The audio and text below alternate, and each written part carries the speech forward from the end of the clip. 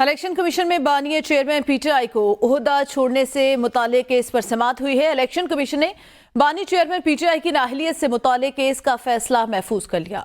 Chief election commissioner Sikandar Sultan Raja की सरबराही में 5 रुकनी bench ने केस पर समाअत की है। बानी पीटीआई के वकील ने इलेक्शन कमीशन में पेश होकर कहा कि हमने इंट्रा पार्टी इंतखाबात का रिकॉर्ड इलेक्शन कमीशन में जमा करा दिया, अब इस केस को खत्म होना चाहिए। कमीशन ने फैसला महफूज कर लिया। इब्राहिम अब्बासी मजीद आगाह करेंगे। जी इब्राहिम। जी बिल्कुल, इलेक्शन कमीशन में बानी चेयरमैन को जो है वो पार्टी से चेयरमैनशिप से हटाने के लिए खालिद महमूद की तरफ से जो है वो एक दरख्वास्त दायर की गई थी। उस केस की आज इलेक्शन कमीशन के 5 रुकनी बेंच ने जो है समाअत की है।